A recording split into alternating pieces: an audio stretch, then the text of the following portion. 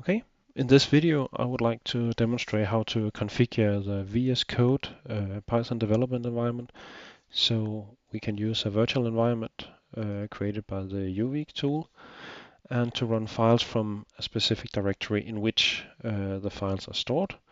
And that's my preferential way of dealing with files. It might differ from for others, but let's take a look at it. The test project we'll be using consists of these three elements. We have a folder img containing a single image. We have a source directory containing a Python script, and we also have a main.py file we would like to utilize here. So we can start up Visual Studio and then open this folder. And we head it down here like this. And first of all, we need to state that we actually trust this folder to be able to do much here. So we can say manage and then say trust. So that's okay.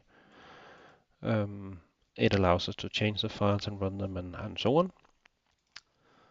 And I can actually see it seems to be able to run this, but let's see if it actually works out. First of all, it complains that it can't find this no module named CV2.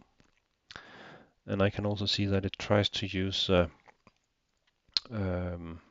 global Python version because it uses this USR bin / Python 3 and not the one in a virtual environment which we will create in a very short while. So it's not directly set up as I would like to have it, but let's try to deal with that. So I open a terminal, locate it or ensure that I will be present inside this location. Just make it a bit bigger so we can actually see what I will be typing. And then to create a new project or to initialize it using UV, I simply write UV space init, and then it uses name of the directory as name of the new project, and it creates a number of new files. So we will now be able to actually run the code, and we can say UV run Python and then the name of the file. And again, we get this complaint that module not found error. But in addition to just running the content of the file, UV stated that it'll be using Python 3.13 and also that it would create a virtual environment in this .venv folder.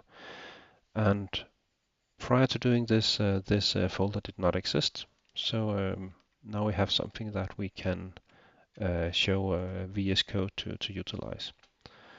And if we go down here, we can actually change which Python file or Python installation we would like to use. So instead of having this global 310, I would like to browse for virtual environment, and I will find the directory in which the project is, and I can find this .venv directory inside that, the bin, and finally Python, like that.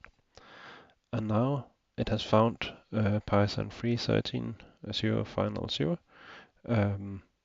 So it should be able to run the file as it is right now. It states it's activating the environment. That's okay, it takes a short while. And now it actually seems to be running the right thing.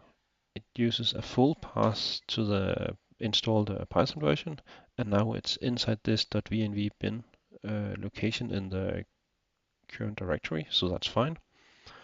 But it still misses this CV2 module, so we need to install that. And we can do that on the command line by stating uv add and then opencv-python. It takes a very short while to install it. And now we should actually be able to run this file once again. And here we can see that the run actually succeeds. There are no complaints about this. It also outputs the current path and some properties of the loaded image.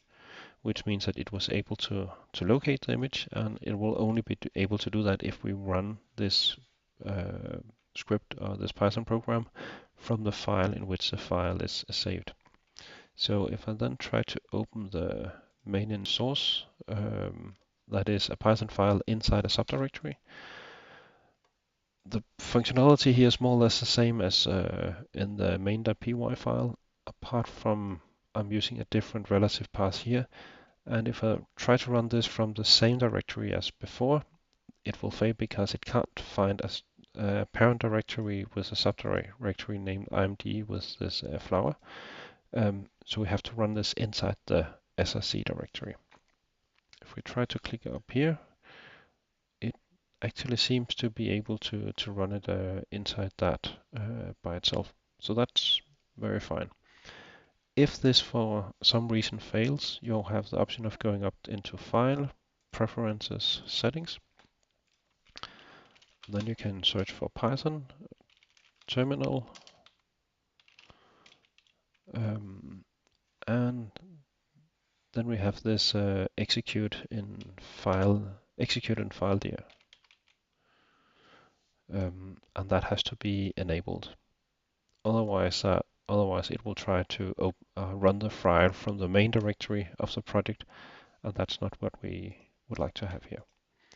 So now we have all dependencies installed. VS Code is able to help us with whatever shows up here, and we are in good shape to continue working on the project.